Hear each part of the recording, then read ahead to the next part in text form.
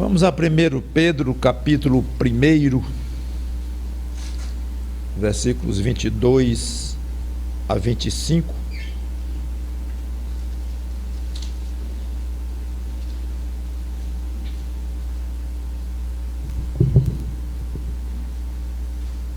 Primeiro Pedro, capítulo 1, versículos 22 a 25.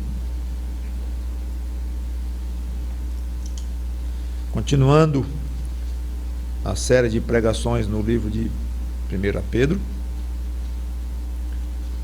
O título da pregação é Um Amor Especial. Diz assim então esse trecho da palavra de Deus: Tendo purificado a vossa alma pela vossa obediência à verdade, tendo em vista o amor fraternal não fingido, amai-vos de coração uns aos outros ardentemente, pois fostes regenerados não de semente corruptível, mas de incorruptível, mediante a palavra de Deus, a qual vive e é permanente. Pois toda a carne é como a erva, e toda a sua glória como a flor da erva. Seca-se a erva e cai a sua flor. A palavra de Deus, porém, ou do Senhor, porém, permanece eternamente. Ora, esta é a palavra que vos foi evangelizada. Vamos orar. Abençoa-nos, Senhor Deus, com a exposição da Tua palavra, que ela tenha o efeito que Teu Espírito Santo desejar e que nós também desejarmos, uma vez que somos responsáveis em parte pela nossa própria santificação, conforme já explicado em mensagem passada, mesmo sabendo que o poder vem de Ti, mas que nós próprios desejemos aprender com isto, crescer com isto e aplicar o que vai ser dito aqui em nossas vidas. Em nome de Cristo te pedimos e agradecemos. Amém. Pedro dá uma ordem principal, claramente percebível aqui neste trecho: amar uns aos outros. Mas antes desta ordem, ele fala sobre o que aconteceu com seus leitores, como que uma pré-condição para receber esta ordem. Então, o que aconteceu com os leitores, presumidamente crentes de Pedro, foi isto: tendo purificado a vossa alma pela obediência à verdade. Foi isso que aconteceu. É comum pessoas dizerem que são religiosas. Bem mais comum do que alguém dizer: não, eu não tenho religião nenhuma, não quero saber de religião, não creio nem que Deus existe. Claro que há também desses, mas a maioria vai dizer que sim, pertence a uma certa religião. A maioria de fato não é religiosa ou não pertence realmente a uma determinada religião, porque não se dispõe nem a obedecer a tal religião que dizem praticar ou a qual dizem pertencer. Todos vocês já devem ter ouvido algo: eu pertenço à religião tal, mas eu não concordo com muita coisa lá. Por exemplo, aí diz um item, aí mal sabe que aquele item é considerado fatal. Para alguém pertencer àquela religião, é considerado como excluído, excomungado ou coisa que o vale. Então, a rigor, muito menos dos que dizem que são religiosos e que têm uma religião, muito menos de fato são. Mas, seja como for, esses poucos pertencem a uma religião, de fato, e sentem-se em paz com isto. É uma paz que deve ser bem analisada, porque não adianta pertencer a uma religião não afinada com as Escrituras, com a palavra de Deus. Para muitos, coitados, acham que o fato de pertencerem sim a uma determinada religião, de serem fiéis a ela, de fazer o que essa religião prescreve, de uma maneira séria, bem intencionada, que isso é suficiente para resguardar, então, a sua condição espiritual. Lê do engano, não é assim. Não adianta pertencer a uma religião falsa. Quando eu digo falsa, é que não está realmente conforme o que Deus deseja para alguém que se diz religioso. Só há sentido em seguir doutrinas corretas, claro, que contém a verdade. Então, Pedro diz aqui alguma coisa interessante. Quando alguém obedece à verdade, ocorre uma mudança no seu interior. Que mudança é essa? A alma se purifica. Isso não é uma coisa externa. A alma do homem é contaminada pelo pecado desde que ele nasce. E nada ele pode fazer para tirar esta mancha, nem ser muito religioso, independente da sua religião. Religião nenhuma tira mancha da alma de ninguém. Mas Deus pode fazer isso. E é isso que ele faz quando alguém resolve obedecer à verdade. Ele tira o pecado em Cristo. E ele purifica, através do Espírito Santo, aquela alma. Então nós vemos um contraste muito grande entre obedecer a falsos ensinos, ou seja, ter uma religião, ou obedecer à verdade. Um contraste enorme e uma diferença gritante. Quando se obedece a ensinos falsos, o que acontece com a alma da pessoa? Nada. Eu digo nada para ser bem generoso, porque na realidade piora. Porque obedecer inverdades e seguir parâmetros que não os de Deus é prejudicial e vai sempre levando aquela alma a uma situação cada vez pior. Eu digo nada no sentido que não muda o destino daquela pessoa, não muda a condenação que aquela pessoa já está, já vai ter que enfrentar quando morrer. Então, obedecer a uma religião que não segue as Escrituras é prejudicial à alma. No melhor das hipóteses, não acontece nada. Por outro lado, quem obedece à verdade, não é que simplesmente é gostoso ou agradável, mas é que passa por uma transformação interior, algo sobrenatural. Quem toma este passo de obedecer à verdade. Muita gente não entende isso. E quando chega alguém e diz assim: eu me entreguei a Jesus Cristo, eu passei por uma experiência chamada conversão, eu me converti a Cristo. Muita gente entende isto assim: mudei de religião, só isto. Quando minha mãe se converteu, a mãe dela, as irmãs dela ficaram tristes, chateadas, escreveram muitas cartas com a mudança de religião. Até algumas tias dela, que hoje já não existem mais, mas escreveram para ela reclamando com uma certa dureza, em amor, se amavam muito e tudo, mas reclamando. Nem de perto a ideia de parabéns, você diz que passou por um processo de transformação interior, você se converteu a Cristo, que maravilha, parabéns. Não, era: que pena, você deixou a religião dos seus pais, você deixou a religião dos seus avós, dos seus ascendentes. Que pena, com um sabor de abandono, de traição, porque não entende.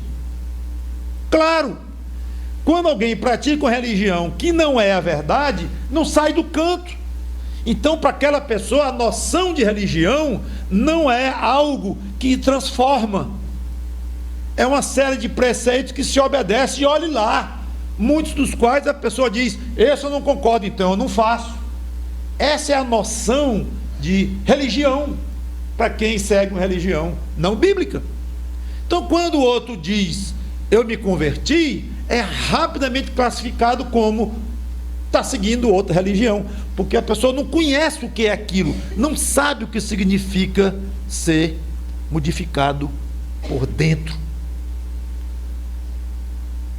Então, considerando que os leitores de Pedro estão purificados de alma, porque obedeceram à verdade, passaram por um processo de fato transformador, Pedro dá a ordem. Como eu falei, esse trecho aqui pode ser resumido nesta grande ordem de Pedro: tendo em vista o amor fraternal não fingido, amai-vos de coração uns aos outros ardentemente. Pronto. O resumo é isto aí. Ele fala aqui de um amor que só pode existir entre pessoas que foram purificados de alma. É jogar palavras ao vento. Ler este versículo para pessoas, mesmo muito religiosas, que não passaram por um processo de transformação interior, não tiveram as suas almas purificadas. Pode dizer, é bonito dizer, mas não adianta, porque esse amor do qual Pedro fala não dá para ser exercido por quem não passou por uma transformação interior.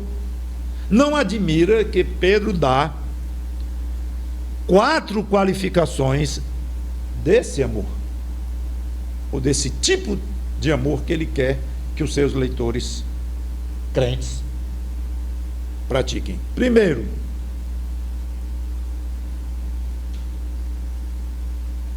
alguém quer sugerir?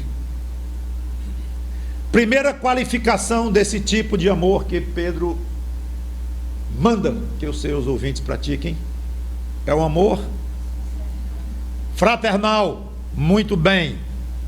Um amor exclusivo entre irmãos. Esse amor fraternal no grego é uma palavra só, Filadélfia. Viram falar já nessa palavra, Filadélfia? Pois é, nome de uma cidade americana e de nome de igrejas. É a junção de 2 palavras, fila, que vem de amor, e Adélfia, no caso, vem de Adelfos, que é irmão. Então, junta-se essas 2 palavras e dá Filadélfia, amor a irmãos. É exatamente o que significa essa expressão aqui, amor fraternal. É uma palavra só, Filadélfia. Irmãos como? Não, brasileiros. Ou então, se nem ser brasileiro, eu posso me encontrar com um alemão, mas estamos numa nice, aí dizemos, pô, diz aí, irmão. É isso que Pedro quer dizer. Não é? É como o judeu, pertencem à mesma raça, e que muitas vezes se chamam de irmãos, mesmo de nacionalidades diferentes. Não. Esse irmão aqui, esse amor entre irmãos, esse Filadélfia aqui, significa uma relação entre irmãos em Cristo. Aliás, só há esse tipo de irmão na Bíblia em termos espirituais. Obviamente há o irmão de sangue, nasceu do mesmo pai, da mesma mãe.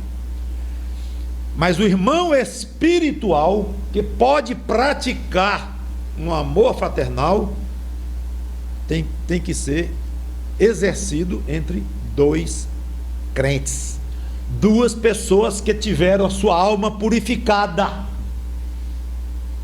É importante entender isto. Segunda qualificação deste amor que Pedro exige para os crentes. Quem quer dizer, arriscar? Não fingido. Muito bem, não fingido. Na realidade é não hipócrita no original. não é uma coisa representada, não é uma coisa que um ator sabe fazer bem. Chega, chora quando quer e ri gostosamente quando quer. Não, não, não. Eu quero, Pedro diz, um amor fraternal entre dois irmãos em Cristo, um amor que pode ser caracterizado como não hipócrita, não fingido, sincero. E esse sincero vem com uma terceira qualificação aqui: de coração, algo que vem de dentro, que não é modificado, não é uma coisa de plástico, artificial, encomendada, de boca para fora. Eu quero um amor entre irmãos, não hipócrita, não fingido, sincero e que vem do fundo do coração, absolutamente real. 3 qualificações do tipo de amor que Pedro deseja entre nós. Falta a última qualificação que ele faz: ardentemente. Parece que é pouco ser entre dois irmãos, duas pessoas salvas em Cristo. Parece que é pouco ser não fingido. Parece que é pouco ser de coração, totalmente sincero. É pouco, porque Pedro quer isso aí de uma maneira intensa. Tem mais essa. E é o que significa de fato essa palavra aqui: ardentemente, seriamente, fervorosamente, intensamente, é o que quer dizer. Ora, esse tipo de amor simplesmente não pode existir entre duas pessoas sem salvação, ainda contaminadas pelo pecado, ainda não perdoadas em Cristo. Pastor, mas um minutinho. Quer dizer que para amar de verdade tem que ser crente em Jesus Cristo?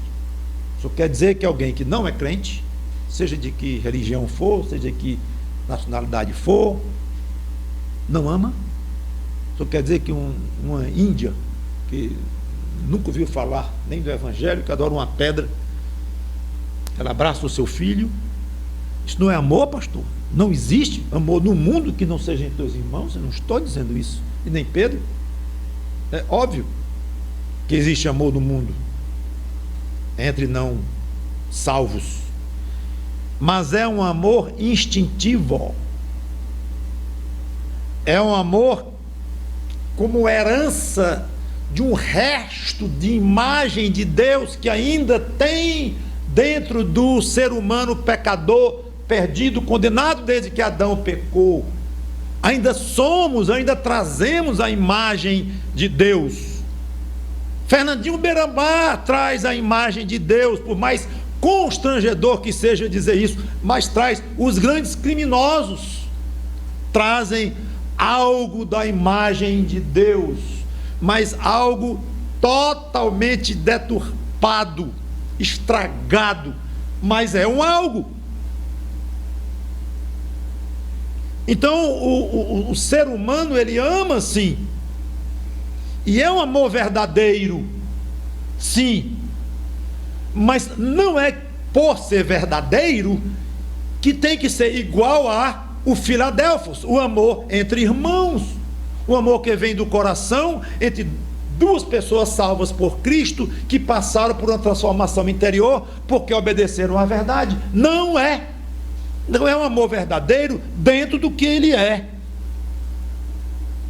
daquilo que caracteriza aquele amor. Um amor fraco, um amor limitado, um amor pequeno, imperfeito, comparado com o amor que o Espírito Santo faz brotar no coração de quem aceita Cristo como Salvador.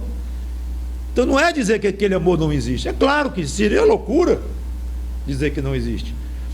Como é loucura comparar o amor de dois seres humanos que não conhecem nem querem conhecer a Cristo, ou coisa parecida, e o amor entre dois seres humanos que foram transformados pelo Espírito Santo e agora são novas criaturas. É totalmente diferente. Há muito de instinto no amor entre dois seres humanos não cristãos, verdadeiramente cristãos. Eu não ouso dizer que é instintivo como uma gatinha que teve neném, ou teve o gatinho lá, seu filho, ela ama aquele filho. Sim, aquele é instinto puro, é. Eu não ouso dizer que o amor de uma mãe pelo seu filho é tão instintivo quanto o amor animal. Porque o ser humano é muito superior ao animal. O gato não traz a imagem de Deus, o ser humano traz. Então não dá para comparar. Mas dizer que um é instinto de um gato, de um cão, e dizer que o outro é instinto de um ser humano, é fato. Mesmo que não se compare a qualidade desses instintos, a profundidade desses instintos, mas tem muito a ver com isso e dá muito o que refletir na nossa mente. Sem tirar a lindeza humana de um amor entre duas pessoas, à parte do conhecimento de Cristo. É um amor bonito, é um amor sincero, é um amor real, mas um amor fraco, se comparado com o amor qualificado de 4 maneiras, e pode ter muito mais material para isso, se fosse examinar na Bíblia, para qualificar este amor. É diferente. Então, do jeito que é um erro achar que não há amor no mundo, que quem prega esse amor cristão especial à parte está querendo dizer que o outro tipo de amor não presta, não vale nada, que não é isso que eu estou dizendo, mas é tão errado quanto chegar e comparar e dizer que é a mesma coisa, porque não é uma falta de informação brutal das Escrituras comparar um amor entre 2 pessoas que não conhecem a Cristo e entre 2 crentes. O amor do crente pode e deve ser um amor especial. Por isso o título da pregação, um amor especial, próprio do salvo, um amor derramado pelo Espírito Santo. Já comentei isso. É o caso de perguntar: você tem praticado esse tipo de amor entre irmãos? É interessante que, se você tem um parente muito querido, um amigo muito querido, uma amiga, você sendo crente e o outro não sendo, esse tipo de amor aqui não vai existir. Esse amor de 2 mãos, o que pode existir é um tipo de amor da sua parte sendo praticado para aquela pessoa, porque você tem o Espírito Santo habitando em si, e você tem condições de praticar um tipo deste amor, mas o outro não tem, porque não conhece a Cristo. Então não há essas 2 mãos. Por mais intenso que o amor que o outro vai jogar sobre você, por mais que ele lhe ame ou ela lhe ame, mas, repito, não passa de um amor que nós herdamos de Deus de uma maneira muito imperfeita, muito pequena e incomparável com o amor que você está jogando como com relação àquela pessoa. Por isso é que muitas vezes, quando tem um crente em disputa, ou com problema, ou com briga com um não crente, pode ser marido e mulher, pode ser 2 irmãos de sangue, pode ser parentes, vizinhos, colegas, não importa, há uma briga, diz assim: mas para, você é o crente. Sim, eu sou crente e ele é da religião tal, o que me interessa se ele é da outra religião ou eu não sou? Eu sei que a briga está assim, eu tenho minhas razões, meus direitos, e ele fez isso comigo. Você é o crente. Por que nós dizemos isto? Por que nós dizemos isto? Quer dizer que nós somos especiais por sermos crentes? Sim. Nós podemos praticar com aquela pessoa, injusta que seja, um tipo de amor que ela não tem condições de praticar com relação a nós. Quem é que deve ser o superior nessa história? Eu digo superior aqui no sentido de largueza. Quem é que deve ser o mais largo, o mais generoso, o mais disposto a ter prejuízo e abaixar a cabeça? Quem é? É o que se diz discípulo de Cristo, que fez isso quando esteve aqui, para nos servir de modelo. Então é desigual uma briga, uma disputa, uma querela entre um crente e um não crente. Deve ser totalmente diferente o comportamento, a atitude, porque nós temos condições de exercer um tipo de amor que o outro não tem. Não esqueça disso. Parece que Pedro sente vontade de falar mais sobre o que aconteceu internamente com os crentes, como que querendo deixar claro que os crentes têm plenas condições de exercitar aquele tipo de amor que ele estava exigindo. Pois fostes regenerados. Aqui uma qualificação dos leitores dele. A primeira é que eles tinham passado pela experiência da purificação das almas deles, porque obedeceram à verdade. Então aqui ele completa. Temos aqui uma verdadeira aula do processo de salvação de uma pessoa. É alguém que obedeceu à verdade, é alguém que passou pela experiência de ter a sua alma purificada, é alguém que foi regenerado, e significa exatamente isso, nascido de novo, nascido novamente, ou gerado de novo, é o que significa no original. Então Paulo toca no ponto fundamental, ou num dos pontos fundamentais da conversão, que é a regeneração. É um processo sobrenatural, instantâneo, pelo qual o Espírito Santo dá vida espiritual a quem receber a verdade, obedecendo a Cristo, pela fé. Então, através da regeneração, a pessoa passa a fazer parte de uma nova criação, que é um outro ensino bíblico, uma outra forma de caracterizar um crente. Meu irmãozinho, minha irmãzinha, quando você diz assim, eu sou crente, o que tem por trás desta palavra é muito sério. Não sei nem se alguns querem escapar do peso dessa palavra e usam uma palavra muito pouco pesada atualmente, muito achincalhada, que é evangélico. Infelizmente, é uma palavra linda e que já representou coisas lindas, mas que hoje é uma palavra que deve ser evitada, porque tem gente que não tem a menor qualificação espiritual, moral, pessoal, familiar, se chamando de evangélico, e eu vou identificar a minha posição espiritual. Tudo que eu vou expressar para uma pessoa que está se despedindo de mim, sim, como é, eu sou evangélico, um abraço, tchau, vou deixar naquela pessoa essa única palavra para traduzir o que eu sou. Eu sou tolo, eu sou crente em Jesus Cristo, eu sou um salvo em Cristo, eu sou um discípulo de Cristo, sei lá, invente uma expressão bíblica que esses outros desqualificados que usam o evangélico não usam. Rarissimamente eu uso o termo evangélico para mim e cá para nós. Pelo pouco que eu uso, cada vez que eu uso eu fico com raiva de mim, porque eu usei.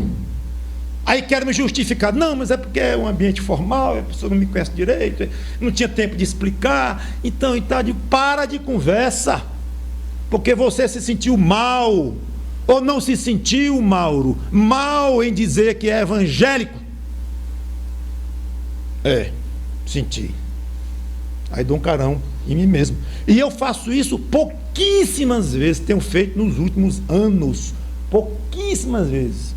Fico com vergonha de mim, depois de ter dito eu sou evangélico. Por que você prega há anos, falando contra este termo, e você usou para si próprio? Embora pouquíssimas vezes aí queira justificar, não adianta. Pela graça de Deus eu não usarei nunca mais na minha vida esse termo, porque tem tanto termo lindo para você usar, e você, qual é a sua religião? Eu sou discípulo de Cristo, é lindo demais. Eu pertenço a uma igreja batista, e cuidado, diga logo que é um batista tradicional, conservadora, porque o seu amigo lá conhece a igreja batista totalmente diferente do que é o batista histórico, que tem uma noção de batista de acordo com aquela igreja que de batista não tem nada, nem as doutrinas. O mais seguro é falar uma expressão que não vai deixar dúvidas. E a velha expressão crente, graças a Deus, tem sido preservada. Até hoje, pode ser daqui a 10 anos, o pregador, eu ainda esteja dizendo tudo o que eu disse contra o termo evangélico, com o termo crente, não sei como é que ele vai se encaminhar. Eu não diria dessa força que eu estou falando 5 anos atrás, e há 10 muito menos, e há 15 eu me chamaria de evangélico numa boa, uma maneira de me definir como cristão, não católico, pronto. Mas ela se enveredou por caminhos absolutamente vergonhosos para alguém que se julga verdadeiramente cristão. Então, fique com crente ainda, tenha coragem de dizer, numa roda, na faculdade que seja, cheio de gente lá rebelde e tal, eu sou isso, aquilo, eu sou evangélico, eu também sou evangélico, que está na moda, e eu sou crente. Ixi, eu quero provocar esse ixi mesmo, é isso que eu queria mesmo. Ixi, crente, não é evangélico não? Não,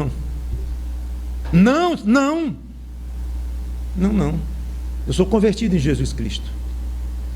Tenha coragem. Acho que é uma questão só de coragem. É muito cômodo dizer sou evangélico, e você está sabendo que essa palavra não presta mais, infelizmente, da maneira como ela é utilizada. Acabou-se. É a vida.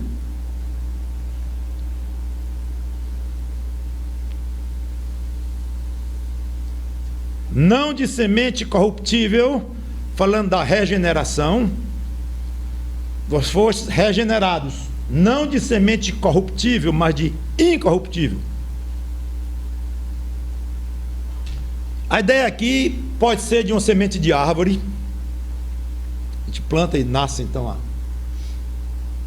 aquela árvore, mas pode significar também um sêmen, que não deixa de ser uma semente, no caso animal, que transmite vida, uma vez junto com outra, com a fonte de vida que a mulher provê. Então, Pedro faz analogia com a geração humana. O ser humano é formado através do sêmen, não só o humano, só apenas, mas animal também, mas vamos ficar com o humano. Só que o gênero humano, ou o sêmen humano, ele gera outro ser humano, juntamente com a mulher, mas gera um outro ser humano, infelizmente, tão pecador quanto o paizinho dele, e tão pecador quanto a linda mãezinha dele. Mesma coisa. Aí nasce uma meninazinha linda, tão pecadora quanto o paizinho dela e a mãe dela, tanto quanto. Aí aquela menina cresce, aí casa com um homem, aí o sêmen dele, juntamente com o óvulo dela, vai gerar outro ser humano, tão pecadorzinho quanto os pais, quanto os 4 avós, os 8 bisavós, e assim vai. Então, produz seres humanos moral e espiritualmente defeituosos, o sêmen humano. Já a nível espiritual, a regeneração é feita através de uma semente ou um sêmen incorruptível, obviamente não material, não palpável, mas usando essa ilustração aqui que Pedro se utiliza, e não somente Pedro, mas em outras passagens também, deixando claro que a própria natureza santa de Deus, ela é implantada quando alguém se converte. Estão vendo que absurdo é achar que alguém que diz, me converti a Cristo, só fez mudar de religião. Antes era isso, agora é aquilo, só isso. Não, é muito mais do que isto. É alguém que teve outra forma de qualificar um crente, alguém que passou pela experiência de ter sido regenerado, gerado de novo, de ter tido implantada em si uma semente divina. Quando você diz que é crente, está falando de coisa muito, muito séria. Se não é muito sério aos seus olhos, saiba que é muito séria aos olhos de Deus. Cuidado. Estou alertando. Cuidado. Porque é muito, muito significativo alguém dizer assim: eu sou regenerado em Cristo, eu sou nascido de novo, eu sou discípulo de Cristo, eu sou crente no Senhor Jesus Cristo. Agora observe que Pedro disse isso para justificar a sua ordem de amarem uns aos outros fraternalmente, ardentemente. É como se ele dissesse: já que vocês foram regenerados, já que agora vocês têm dentro de si uma natureza santa, vinda de uma semente incorruptível que foi implantada em vocês, amem-se intensamente, já que vocês passaram por isto.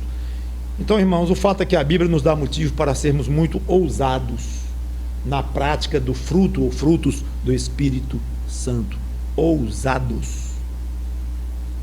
Nós é que somos tímidos e nos satisfazemos com muito pouco. Você tem condição de desenvolver, com a ajuda do Espírito Santo que habita em você, um tipo de amor ao próximo que você nunca imaginava que poderia, mas você não se exercita nisto. Você não leva a efeito o potencial que você tem pelo fato de ter sido regenerado, de ter implantado em você uma semente divina, pelo fato de ser habitação do Espírito Santo. Esse potencial, você não imagina o tamanho. Agora não é chegar e dizer: eu decido, pastor, hoje à noite eu decidi, agora eu vou amar desse jeito e vai ser um amor absolutamente poderoso que eu vou exercer sobre os meus semelhantes. Ótima decisão dessa, mas você não vai conseguir só assim. Não é um passo de mágica, não é um estalar de dedos. É uma decisão, e tudo começa com uma decisão, sim, mas passando por um longo, sofrido processo de musculação espiritual.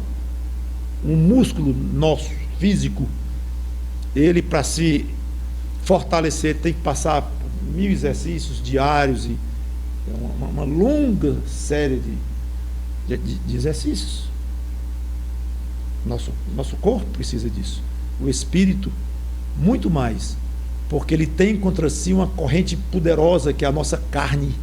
Ele tem contra si o próprio diabo, que quer você, em vez de musculoso espiritualmente, quer lhe ver débil, fraco, raquítico espiritualmente. É assim que ele quer lhe ver. E a sua carne puxa para isto. Então devemos nos contentar com nada menos do que o máximo. Eu quero amar intensamente os meus irmãos, fraternalmente, como alguém que foi salvo e o outro também, e quero jogar esse amor sobre os meus semelhantes, menos que eles não tenham condições de me devolverem esse amor, porque nem conhecem Jesus Cristo. Eu quero o máximo disto. Meu pai conta a história de um primo mais velho do que ele, brilhante, no Rio de Janeiro, no estudo da medicina, estava se formando, e na véspera, à noite do exame final, ele foi na casa do professor, pessoalmente. Naquela época podia-se fazer isso, bateu na porta, o professor se admirou com a presença do aluno ali, que ele conhecia bem, porque já era um aluno de alto gabarito, e o professor assustou-se: oi, o que houve? E ficou até com medo do aluno ter ido lá pedir para o professor ajudar, conversar com o professor, pedindo algum tipo de concessão e tal. E foi só o contrário. Eu vim aqui pedir para o senhor me fazer a prova mais difícil que o senhor puder fazer, para o senhor me apertar até o limite. Não quero que o senhor me pergunte coisa que o senhor não ensinou, mas o que o senhor ensinou, pode perguntar. E o professor sentiu-se quase que desafiado, talvez com aquela arrogância, coisa assim, e apertou de fato. E teve que dar um 10 para o outro. Então, eu gosto deste exemplo para mostrar que aquele aluno, se ele era arrogante no coração dele ou não, eu não sei. Não é o caso que eu quero chamar a atenção. É o fato de ele ter um alvo. O meu alvo é o melhor possível. eu quero ser o melhor aluno possível, eu quero uma prova mais difícil possível, porque vai testar se realmente, o quão a sério eu levei. Claro, ele tinha que ter também inteligência para isso, jeito para a medicina, tinha outras condições, mas ele preenchia, ele sabia disso. Então ele se expôs ao máximo. Porque um crente não chega para Deus e diz: eu quero ser um crente modelo. Modelo. E se Deus perguntasse: em que área, meu filho, você quer ser modelo? Duas áreas. Não, todas. Você é arrogante, hein? Não, eu estou querendo só ser obediente. Não é tu que mandas? Cristo diz: sede vós o quê? Como é o vosso Pai? Como é que ele diz? Perfeitos. Que na realidade ali não é perfeição absoluta, que nunca ninguém será como Deus é, mas completo. Ali a palavra significa isto: sede vós completos.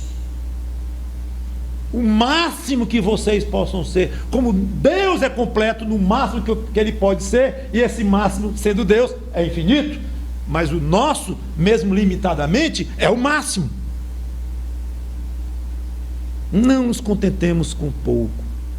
Posso imaginar vários colegas daquele aluno mortos de alegre porque tiraram 6 e precisavam de 6 para passar. Passei raspando, vou comemorar. Tudo bem, passou mesmo, comemore. Mas é diferente. O coração de um aluno que quer tirar 10, mesmo que tire 7, mas ele quer 10 e se esforça. Diferente do outro que é 6. Tá bom. Acho que a maioria dos crentes se enquadra aí. Vou tocando minha vida cristã. E Pedro mostrando o caminho, e a Bíblia inteira: não é assim, não é assim, não é assim. Vocês são isso, são regenerados, passaram por transformação espiritual, são filhos de Deus, e isso. Vocês podem amar assim. Vão! Que eu estou com vocês, eu amparo vocês, eu capacito vocês. Vão! Vejam, me provem, para ver se não torna você um crente modelo.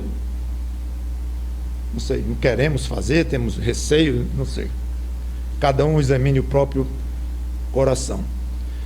O fato é que sugiro que cada um se aprofunde nas práticas das virtudes cristãs, especialmente o amor, a ponto de entregar de tal forma o coração a Deus que produza em você um amor desconhecido no mundo em que você vive. Amor diferente. Mas eu quero encerrar rapidamente comentando aqui, respondendo uma pergunta: através de que ou qual o meio que Deus usou para nos regenerar, ou o Espírito Santo usou? Pedro responde: mediante a palavra de Deus. Mediante a palavra de Deus. No versículo 23. Confirmação que tem início com a passagem, que tem ligação com o início da passagem, quando Pedro diz que os leitores obedeceram à verdade. Como é que eles tiveram contato com a verdade? Ou como é que essa verdade foi transmitida a eles para que a obedecessem? Resposta: através da revelação direta da palavra de Deus. E Paulo então agora qualifica de 2 maneiras a forma como cada um desses conheceu a verdade. Viva e permanente. Viva fala do poder que a palavra de Deus tem de transmitir realmente vida, claro, e transforma, mexe com o íntimo, trabalha e transmite esta vida espiritual a quem resolveu obedecê-la. Jesus disse: as palavras que eu falei são espírito e são vida. Ele mesmo disse. Obviamente aqui é uma figura de linguagem, porque na realidade é o Espírito Santo de Deus que dá vida, que trabalha, que transforma. Mas a ação do Espírito Santo é tão integrada com a pregação da palavra, que a Bíblia já diz que a palavra é viva, de tão unida que é com a atividade do Espírito Santo. E, por fim, permanente, ou seja, para sempre, um tempo perpétuo, ou fala de eternidade, que é mais um dado sobre a palavra de Deus, que não passa, sempre tem valor. Ah, é? Então vamos aqui para Levíticos, e vou sacrificar. Não, eu não vou não, estou dizendo, alguém conversando com você, diz, vamos aqui para Levíticos, e me explique como é que eu vou fazer esse sacrifício aqui desse cordeiro, porque o Senhor disse que a palavra de Deus não passa, e sempre tem valor, ela é permanente, então vamos sacrificar. Levíticos é palavra de Deus? É. Tanto quanto Romanos? É. Não passa? Não passa. Permanente? Permanente. Então vamos sacrificar. Peguei. Pegou talvez você mesmo. Está enganchado aí em algo tão evidente. Porque não significa que todos os preceitos e cada detalhe da palavra de Deus sejam aplicáveis hoje. Deus tem seus planos e Ele foi se revelando de uma maneira progressiva para a humanidade. A maneira ou a forma como o homem se relaciona com Deus tem variado, de fato. Envolvia sacrifícios de animais, hoje não envolve mais, porque Jesus Cristo veio ao mundo e eu não vou explicar tudo, mas o fato é que nada disso tem a ver com princípios, e os princípios de Levíticos são os mesmos princípios de Romanos. Deus é um Deus imutável, então a palavra dele não pode mudar, ela é permanentemente valiosa. É isso. Precisa muito boa vontade para entender isto, creio eu. E é uma distorção dizerem que por ser muito antiga a Bíblia deve ser reinterpretada à luz da vida moderna. Cuidado com esse discurso, que é uma palavrinha bem atualizada, aliás, já está deixando de ser, mas muito utilizada até recentemente, e ainda muito hoje. Releitura, que é uma palavra típica do pós-modernismo e do relativismo que engolfou o mundo. Precisamos fazer uma releitura da Bíblia, pastores cultos, bonitões, bem informados, bem vestidos, dizendo isto, uma releitura da Bíblia, porque é antiga demais, não dá. Numa época de computador, de internet, de homem à lua, não dá, é absolutamente fora do bom senso.